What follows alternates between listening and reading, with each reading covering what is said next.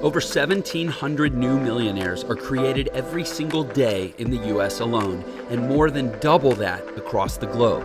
They're people from all walks of life, most of them people just like you and I. So the big question is this: how are so many people who didn't inherit money or have any special advantages overcoming the odds and becoming millionaires? That's the question, and this show will give you the answers. My name is Jeff Lerner, and welcome to Millionaire Secrets.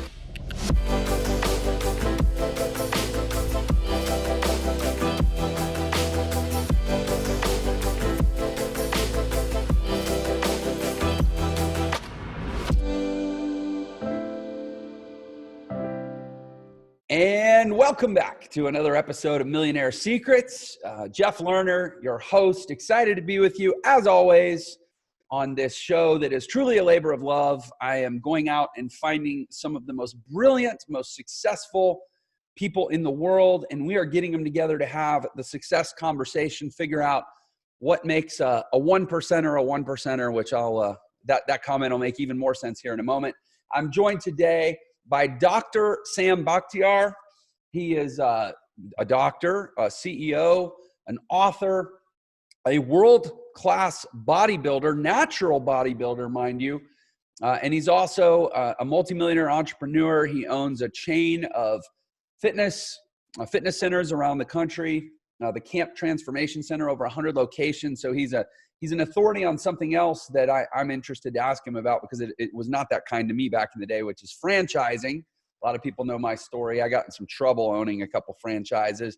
But yeah, Sam is just an all-around stud, and I'm grateful to have him on Millionaire Secrets. Sam, welcome to the show. Jeff, thank you so much. It's an honor and privilege to be on your show. Thank you so much for having me. Yeah, of course. This is going to be a great conversation. You know, I'm familiar with your stuff. I've followed your Instagram profile for a while. I'm always sort of uniquely drawn to entrepreneurs who are successful in business, but also really project just sort of the overall vibe of performance and excellence, and just how you do one thing is how you do everything. And so, you know, people that operate at a high level, I'm just drawn to, and you're in that category. I have a million questions, but I guess for starters, why don't you just sort of introduce yourself to the audience? Tell us a little bit about your backstory.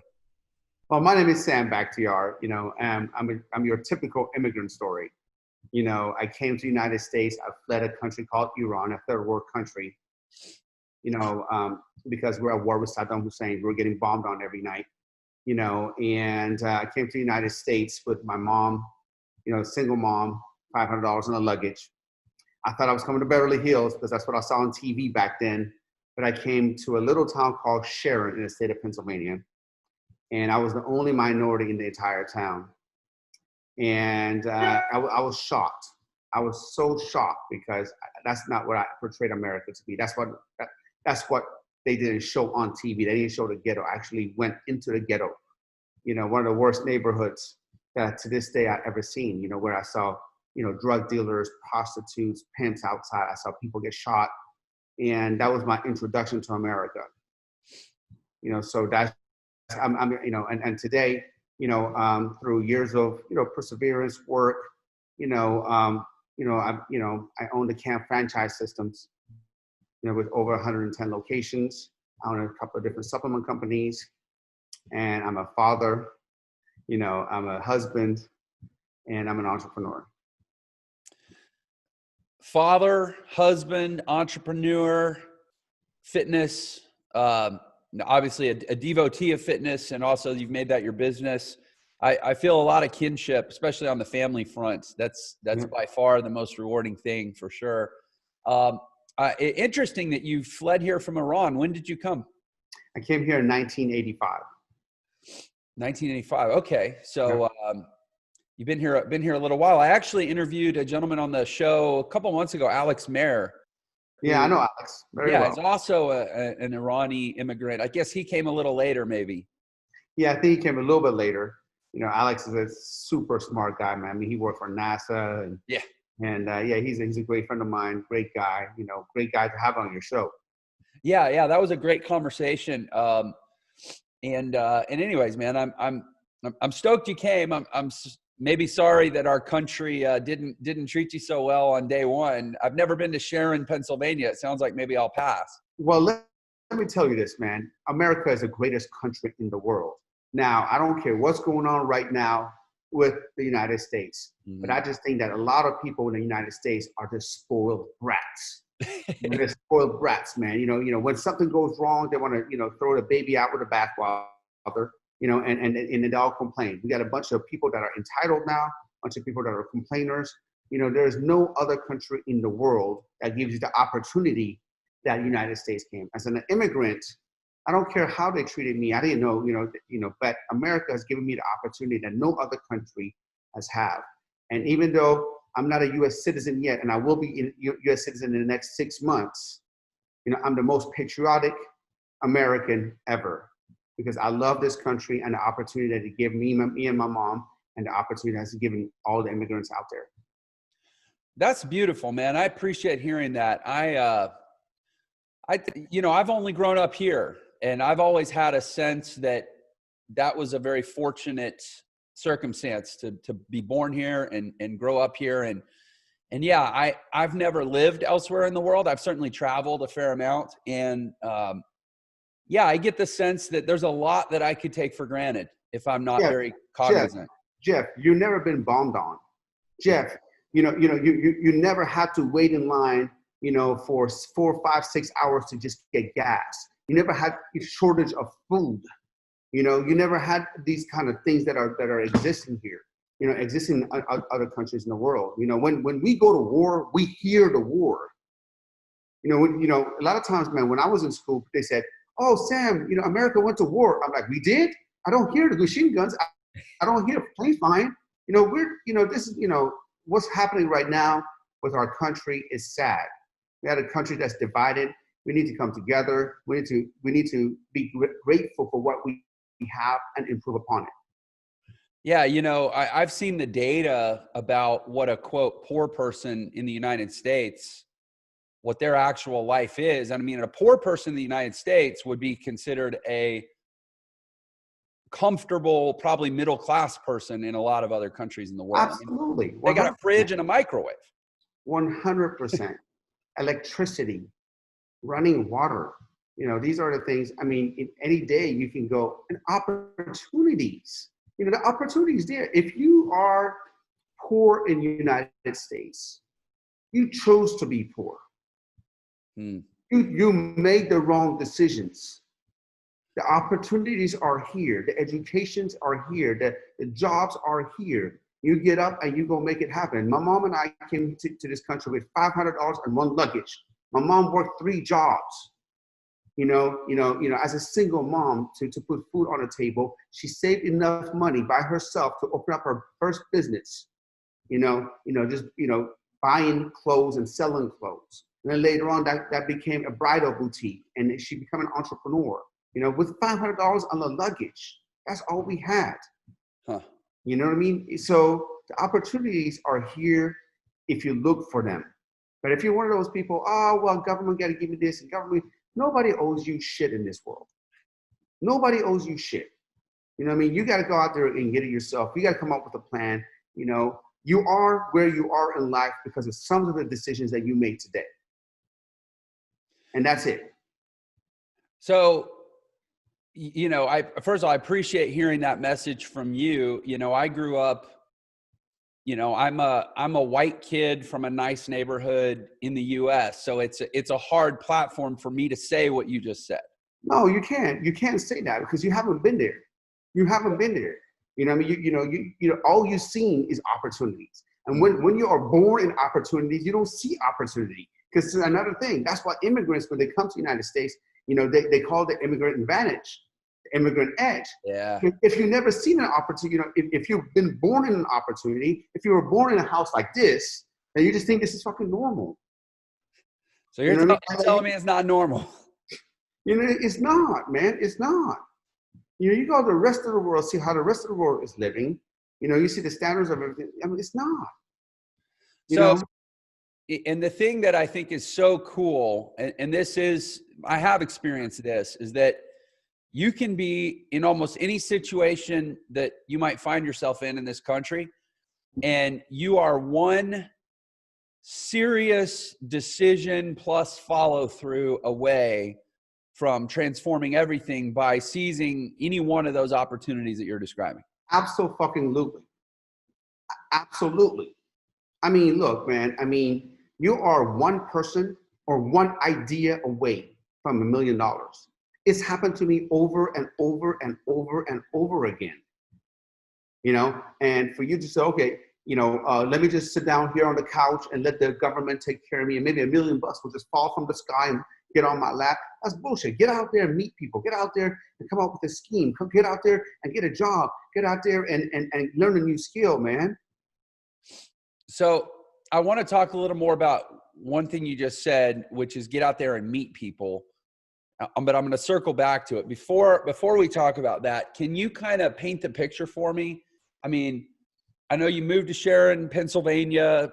You know, your mom worked hard, a little bit of maybe a rough upbringing, but obviously committed mother. And I assume that, you know, influence was huge on your life.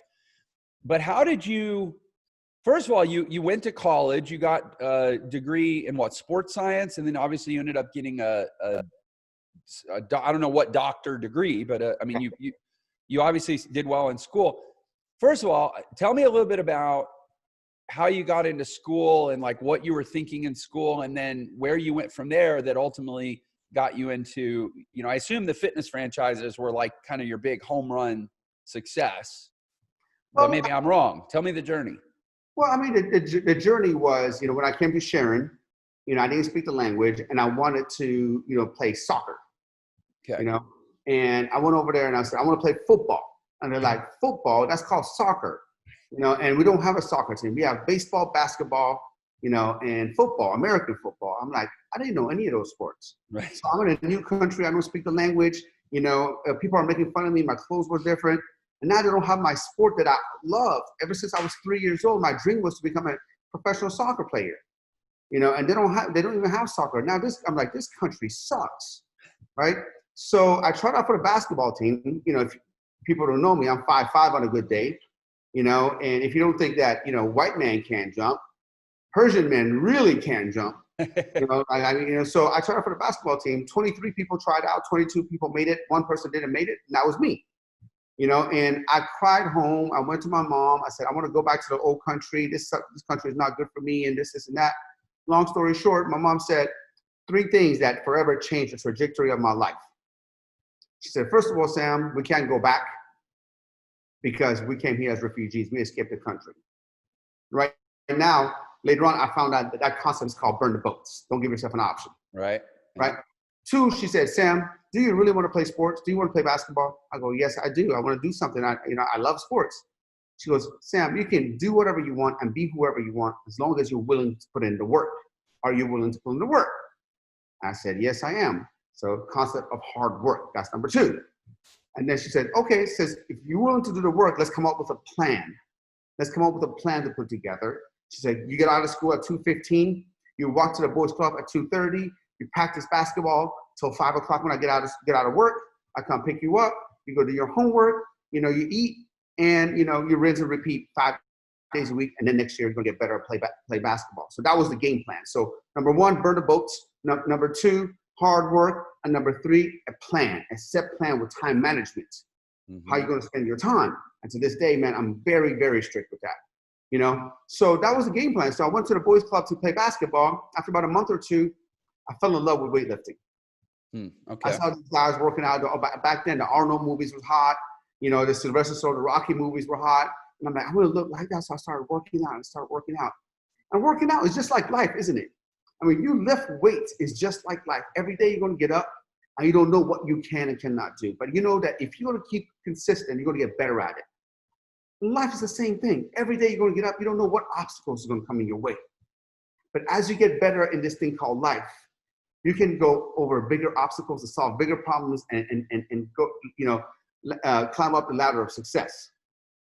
So I fell in love with weightlifting because not only because what it did to me on the outside, you know, but also what it did for me on the inside. Mm-hmm. I felt better about myself. I had more self-confidence. I had more energy, and next thing you know, I was like, you know what? This is what I want to do the rest of my life. I was 14 years old. But being a Middle Eastern, my mom said, Sam, you can only be three things in life if you want to be successful: doctor, lawyer, engineer. Right. So I had no choice. I had to go and become a doctor for my mom, and so when I got my doctorate degree, I went to Penn State, graduated from Penn State with pre-med and nutrition degree. I went to Los Angeles College of Chiropractic and got my doctorate in chiropractic. Give my diploma to my mom. I said, Mom, can I open up my gym? I want to open up a transformation center. I love working out. And in 2000, in the year 2000, February 15th of 2000, I opened up my first gym in Chino, California. And fast forward 20 years later, we have over 100 locations in our franchise. They said, oh, you're overnight success. Yeah, overnight success took 20 years. Yeah. Yeah. I get that too sometimes. And actually it reminds me of the conversation I had with Alex. He said something that really impacted me pretty profoundly. He said that anytime something great happens, it actually happens 3 times. And the first time it happens in the mind of the person who's going to go out and do it. But you got to have that vision first. Yep. Then the second time it happens is when you actually go out and do it. And then the third time it happens is when the rest of the world becomes aware and realizes what you've done. Yeah. And that's that third phase is when everybody says you're an overnight success because they just heard about it. But for you, it's been real for decades.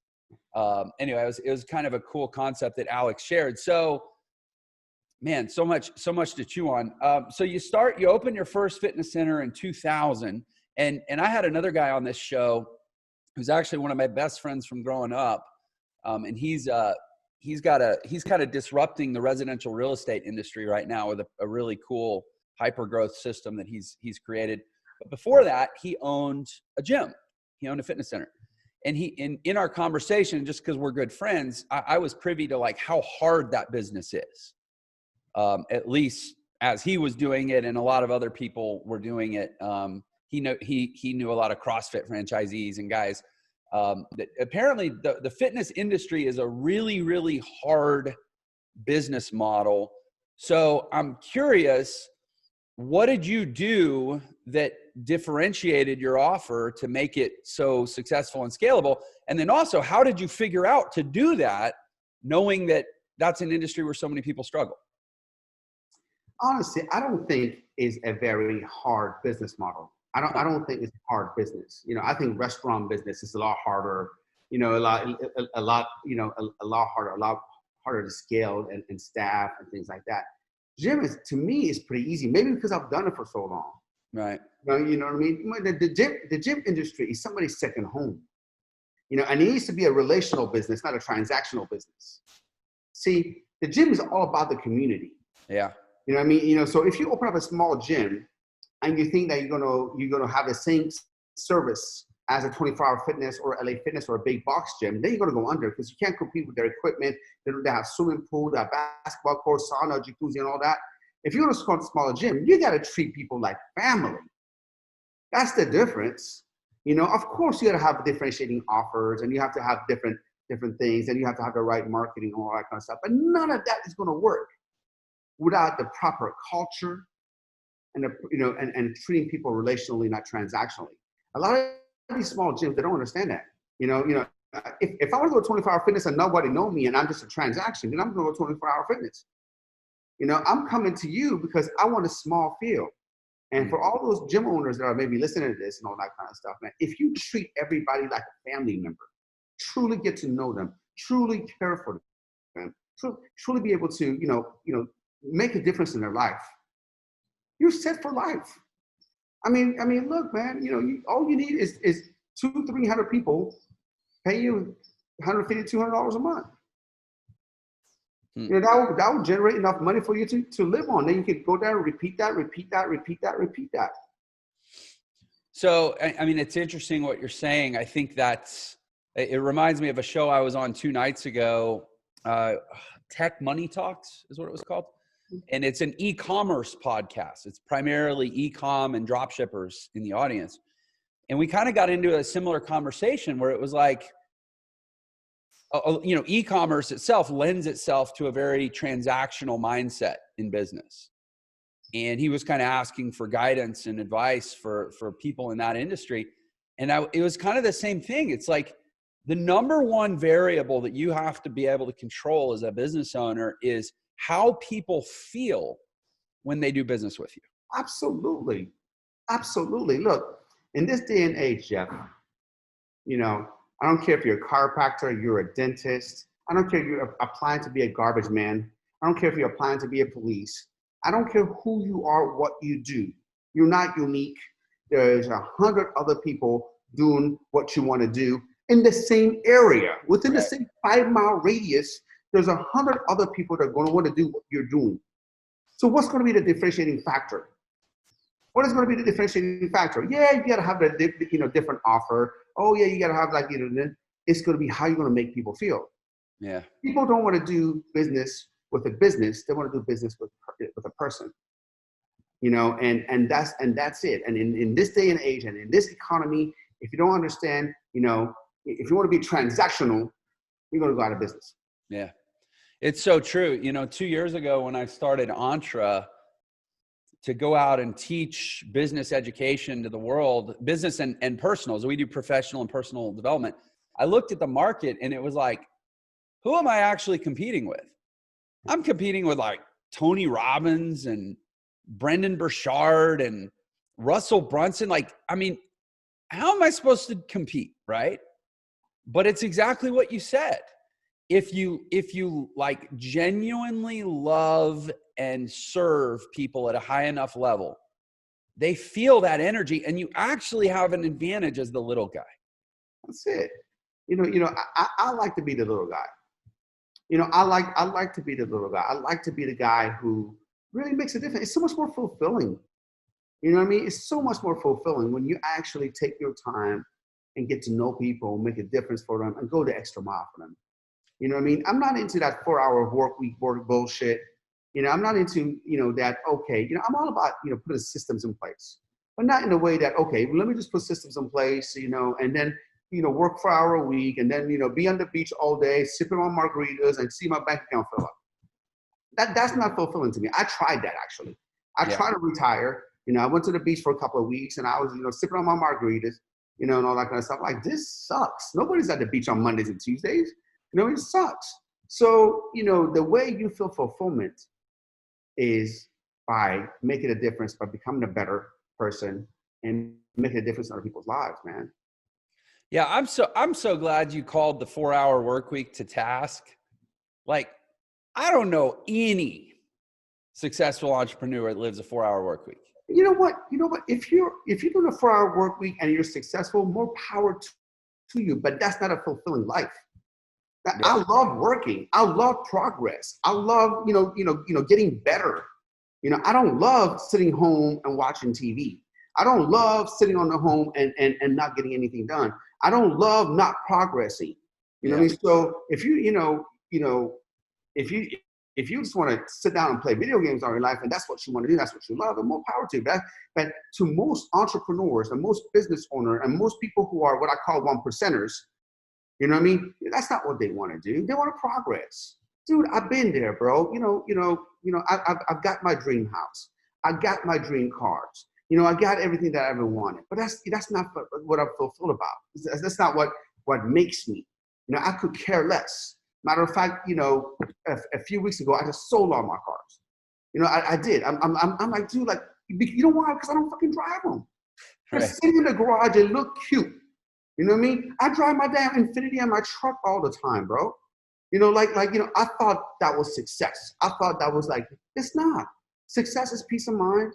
Success is moving forward and getting better. Success is leaving a legacy for everyone and your children, your family, and making a difference in people's lives. That's what success is all about. Yeah, and to anybody, I guess there's two aspects that come to mind. One is, although theoretically the 4-hour work week is possible, I mean, you could, I'm an internet guy. I mean, I could build systems, but the mindset of the person that could build the 4-hour work week is so often the mindset that's not interested in the 4-hour work week because of exactly what you said. They love the process. They love the progress. They love the growth. Why would they stop? Yeah, man. I mean, yeah, I don't, the 4-hour work week, Tim Ferriss did a great job with the title. Yeah. Oh, he nailed it. Tim killed it. You know, I love what he represents, what it's all about. But the title was amazing because he sold a lot of books. Right. But the idea of somebody working 4-hour a week, man, I mean, I don't know. You know what I mean?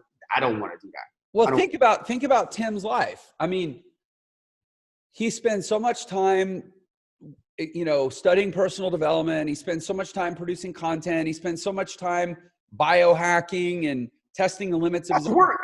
That's all his work because it's work. You know what I mean? Yeah, it's filling his vault. Maybe his definition of work is different. Maybe his definition of work was work that you have to do, not the work that you want to do. I'm gonna say Tim just was referring to a different type of work.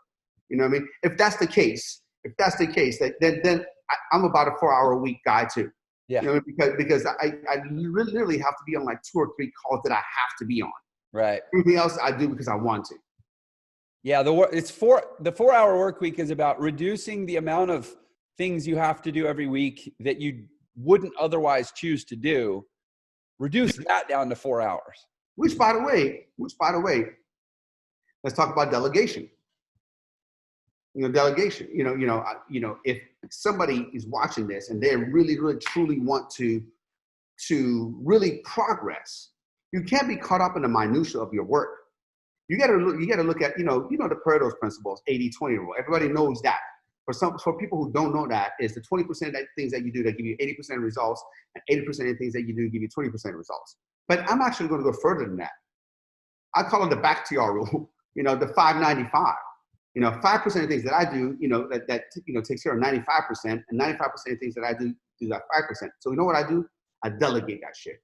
Yeah. I have assistants, I have virtual assistants. I actually got like 12 virtual assistants, that take care of my everything that I need to do. So I can concentrate on the things that matter the most.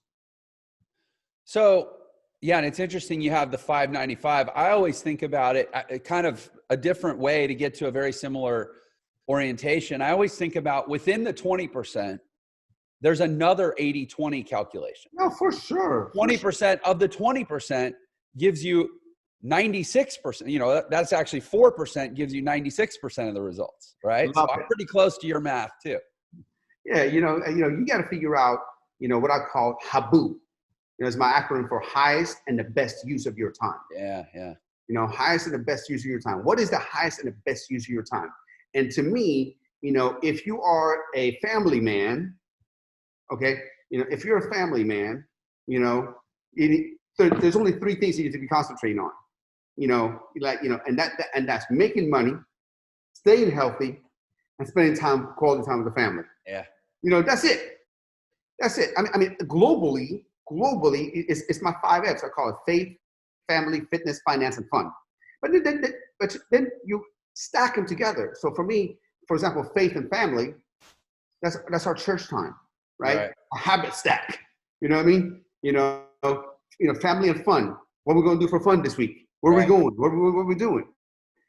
But the main 3 things that needs to be covered every single day is, how am I going to make more money? Because at the end of the day, you got to be able to feed the family. Yeah. And making money, a lot of people are like, oh my God, it's all about money. It's all about, no. Making money is about helping people. Making money is about helping them. The more money I make, that means the more people I've helped. The more people come into my gyms, the more people lose weight, the more people are healthy. Yeah. I mean, the more people I mentor, I make a difference in their life. They increase their income. They get rid of all the limiting beliefs, and they become a better person. So make money. You got to spend time with the family. You got to do that intentionally every day. And you got to be healthy. Because you know what? All the money in the world, everything that you have, if you can't run around with your children, you can't be able to run around with things, then there's no use for it.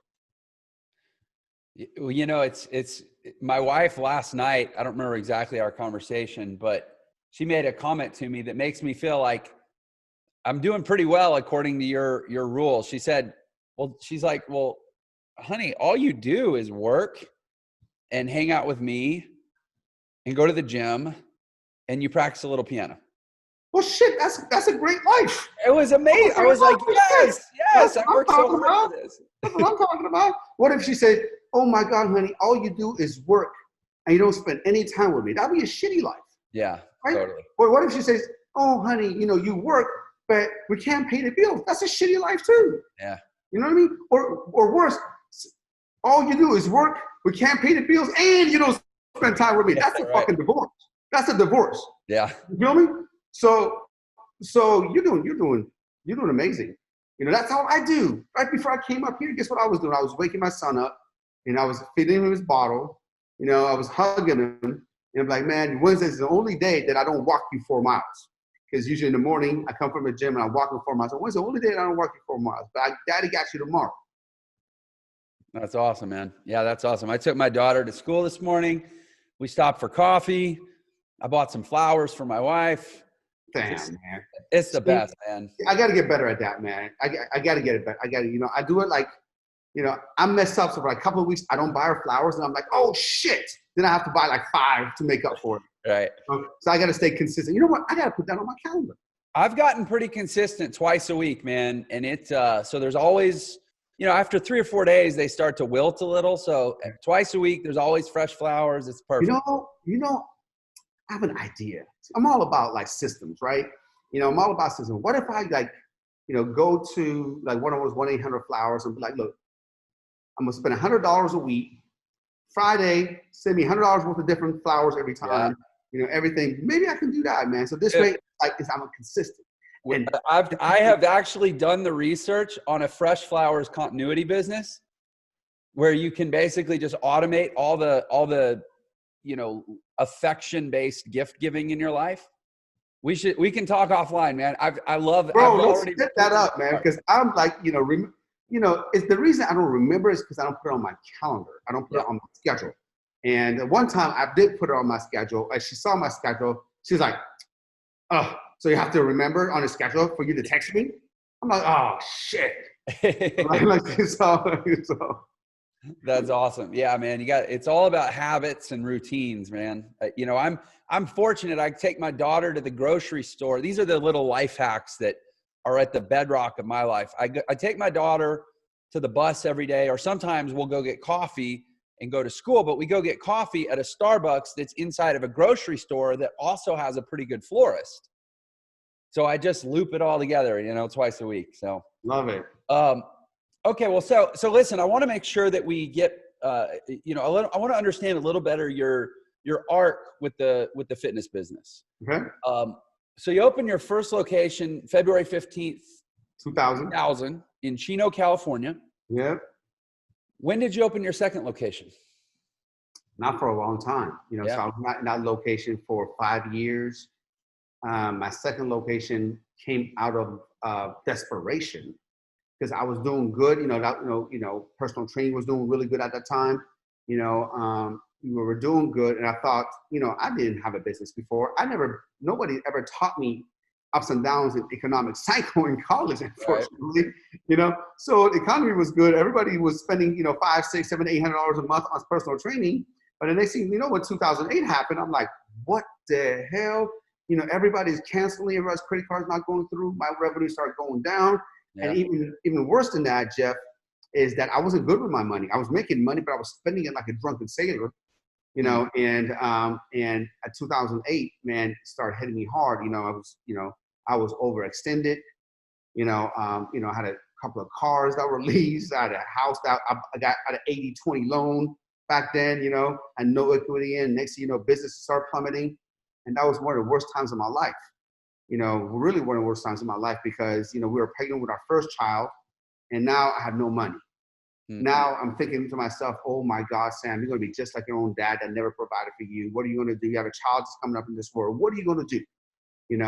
And I literally, in 2010, we started the Camp Transformation Centers out of necessity because nobody could afford personal training. So I'm like, okay, if they can't afford personal training, maybe they can afford one personal trainer with a group of people. We can bring the cost down for them, and that was the born of the boot camp era. Right. And so, I'm a bodybuilder, so I don't believe in boot camp back in the day. back in the day, I was like, oh my God, boot camp, is that like one of those Jane Fonda aerobic classes? Where Right. it was a boot camp. I'm like, where people come in like in the 80s leotard and jump up and down, that's not going to get results. You got to lift weights. You have one-on-one training. You got to have a trainer right there with you, pushing you. But, thank God that I was at least open-minded to try it. And to my surprise, people got better results. They stayed longer, and it was more fun and more fulfilling. And it was a bit better business model because with one-on-one personal training, for every client, you have to have a trainer. Every client, a trainer. So I assume when the revenue went up, so did the payroll. But with boot camp, the payroll stayed the same, and the revenue had unlimited potential. So that so that took off, and that was when I, in 2010 we got our second location, 2012 third, and the next thing you know, we started growing and growing and growing exponentially. I've never thought about it that way, but yeah, now that you mention it, the whole boot camp model. I don't know when CrossFit actually started, but I wouldn't be surprised if it was around that time. It was around the same time. CrossFit got started, and that's where it was the born of more group training. Yeah. Yeah, and less of one-on-one training. Now one-on-one training is coming back. One-on-one training is coming back now. Everybody's like, okay, they go to CrossFit and they go to boot camp and they're like, all right, so we lost the weight, but we want a little more gains. Right. We want a little more gains. And to get those kind of gains, that now the next level is you actually need to sit down and lift weights, old school style. Right. So we have a lot of clients that come in and they lose, 20, 40, 50, 60, 100, 200 pounds. Mm-hmm. They lost the weight and they're like, man, now I need some muscle. Yeah, that's so interesting how, I swear at the underpinning of everything always seems to be economics. Yeah. Like how that impacted the way fitness training shifted. I find that so interesting. So, and yes, I hope everybody heard you started your first place in 2000. 10 years later, you opened your second location. Correct. Overnight success, right? Yeah. People don't know because people walk into my chapter right now. They go on Instagram or they go, oh wow, this guy's doing well, man. What the hell? He's an overnight success. I never heard of him. You never heard of him because you never known me before. Right. You don't know all the the bankruptcies. You don't know the bankruptcy. I won, thank God. You don't know the bankruptcy. You don't know about the bankruptcy. You don't know about my divorce. You don't know about my house being on foreclosed. You don't know all the sleepless nights. You don't know that I got evicted from one of my gyms. Because these are things that I've gone. You don't know all the ulcers, all the panic attacks, all the things that I've gone through to be where I'm at today. And right now, you're looking at me and he's like, okay, so Sam must have the perfect life. He's a multi-millionaire, this and that. Every day, we all struggle. Every day, I have my own struggles now. Just different than what it was. And it's not like, oh my God, I can't pay rent now. It's just a different type of obstacle. Mm-hmm. So in life, obstacle is not in the way. Obstacle is the way. Every single time in my life when I was like, oh my God, I don't know what I'm going to do. This is it. This is it for me. This is going to take me out. It ended up being the best thing that ever happened to me. Have you read that book, The Obstacle is the Way? No, but it's next on my reading list. Yeah, that's funny. I haven't read it either, but somebody, I don't know if it was this week or last week, somebody was like, Jeff, you have to read this book. Because I'm always talking about I've heard the same thing. Doing hard things, facing challenges head on. It's why I love lifting weights, because there's like a really heavy object and there's gravity and there's you. And it's either going to crush you or you're going to move it. Yeah. And that's such a metaphor for life. It is. That's what I told you. I'm like, weightlifting is a metaphor for life, man. And that's why I love getting up in the morning. I got to lift some weights. I can't lift as I used to. I'm not, right. I'm not strong as I used to be. I'm 47 years old. Things change a little bit, but I go down there every single day. I give them my best. You go early in the morning? I go 5 a.m. Nice. I get up at 4 a.m., 5 a.m. I go work out when the kids are sleeping, family's sleeping, so I don't want to take time away from them. My gosh, I feel such kinship here, man. I'm the same way.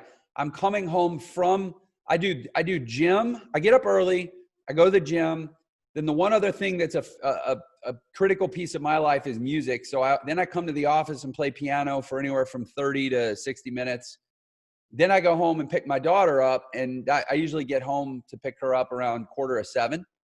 Yeah. So it's like you said, man, I get all that stuff done before I'm actually taking time away from my work or my family.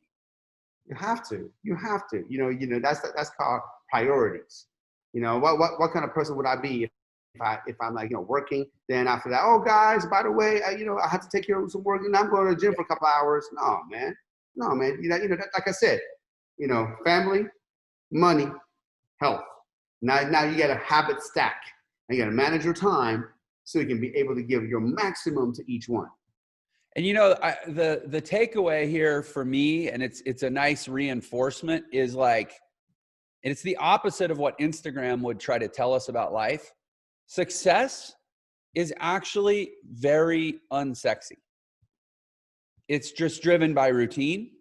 It's driven by repetition. It's driven by optimizing your life, optimizing all the whether it's 94% or 95% or 99%, it's getting all that crap out of your life so you can do the same few things over and over and over every day. Bro, like I got it down to a science now.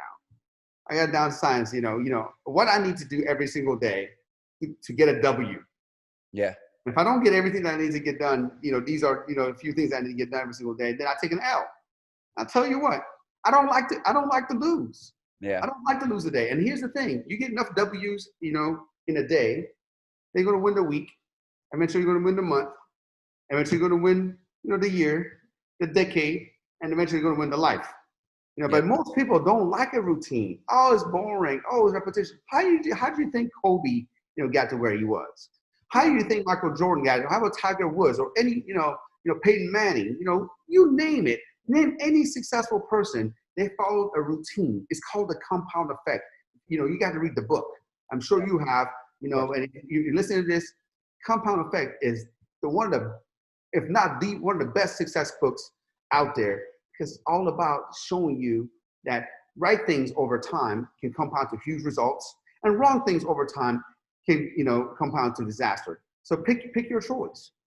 So I want to ask one question, then I know we're going to be about out of time. I feel like for you as a fitness educator, and for myself as a business educator, we must fight the same battle, which is people's impatience, inconsistency, lack of discipline over long periods of time. So they never get the compound effect.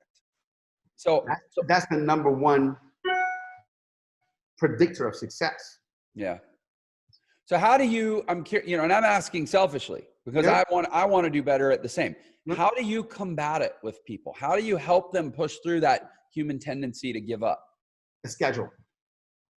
Like, look, you put a schedule together, you stick to your schedule no matter what. At the end of the day, you have a W or an L. Which one do you want to be? You know what I mean? And most people, like you said, they're wired because we want things right away, especially today in this microwave society. We want 6-minute abs. We want to be an overnight millionaire or billionaire. I talked to a kid the other day. I said, what do you want to make next year? Oh, I'm going to try to make 50 million. How much do you make now? 5,000. What the fuck? Right. Like, come on, man. Come on. Like, I'm all about dreaming big, and I'm all about you going to, but people watch these, like, YouTube kids, and they watch this, and they think that that's going to come overnight. It's not. One of my really good friends, and it's actually my business partner's son, is Austin McBroom. He's from the Ace family. He told me, he said he shot so many videos for so many years. Nobody watched them. Yeah. And now he's the number one, YouTube. And people say, oh, he doesn't work. He works around the clock. Yeah. So these people want to sit down here, throw a video up. Oh my God, I want to make a million. Come on, man. Yeah. Yeah. I interviewed Evan Carmichael maybe a month ago. Yeah. And he's had his YouTube, he's got 2.5 million subs as a business influencer. That's a huge channel for that niche. Yeah. Really lucrative. He's had his channel for 11 years and he's never missed a publishing day. Yeah. Yeah. He's never missed in 11 years. Consistency, baby. Consistency. You know, we were, oh, I'm going to throw a video. Nobody watched it. Oh, throw another video. Throw Yeah. another video. Who cares? Just keep doing, keep doing, keep doing. You know, you're not going to you're not going to hit the free throw the first time on the free throw line. You know, you're going to keep practicing till you master that shit. And you're not going to be a great free throw. I mean, here's the thing. Steph Curry, he shows up and shoots a free throw. I don't care if it goes in. He's not Steph Curry until he's shot 92% across 100,000 free throws or whatever. Like, you, even once you get good, then the clock starts. And stay good. And stay good. You know, the clock doesn't even start in a way until you're already good. Yeah. And you're not going to be good until a whole other clock started that you did for years. And yeah, I mean, I'm asking, like I said, selfishly, because it's the number one thing I struggle with is, like, I know that marketing science applied consistently over time grows businesses. Mm-hmm. It just does. But yeah, human nature is a tough one, right? It's against your hard drive.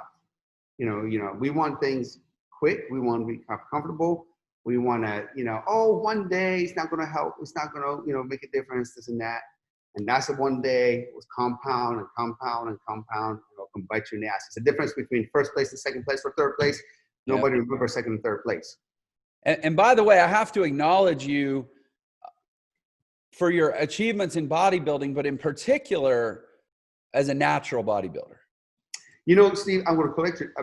Jeff, I'm going to correct you on that. I wasn't always a natural bodybuilder. Okay.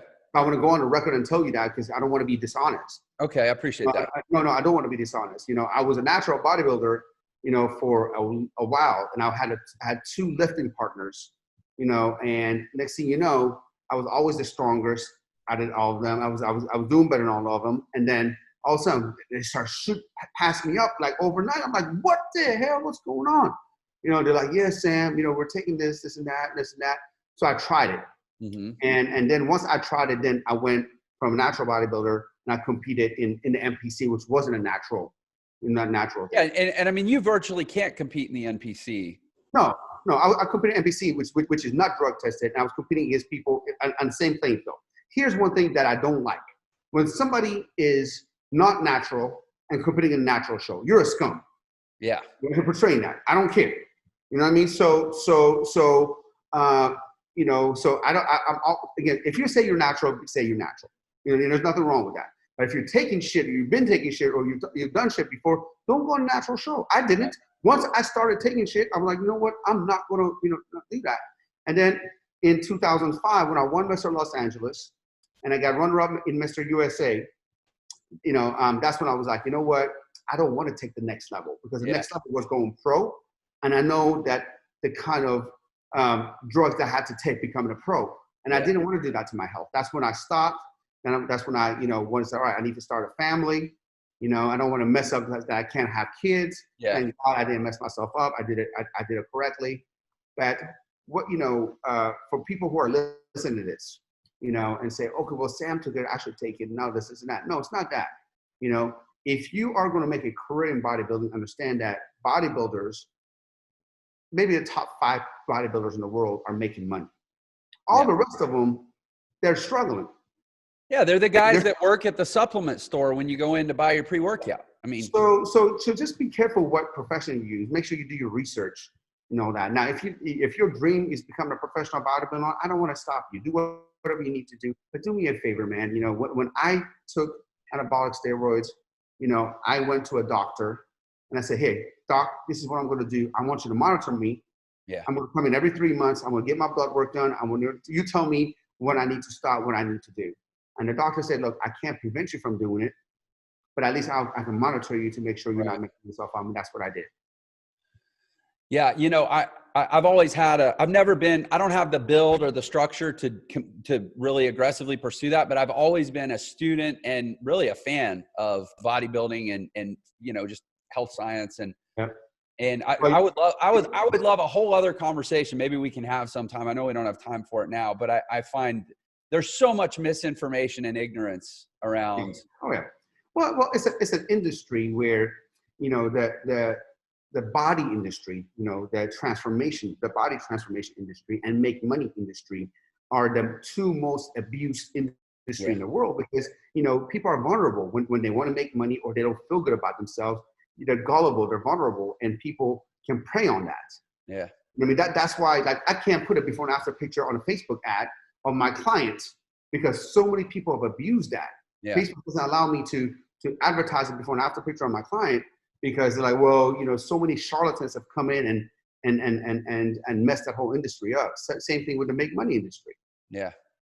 Yeah, it's so true. I run Facebook ads, and I even tried running a Facebook ad of just myself with a before and after, but it wasn't a fitness offer. It was hey, my online business, my entrepreneurial endeavors give me the time. They gave me the time to actually go transform my body. And Facebook was like, nope.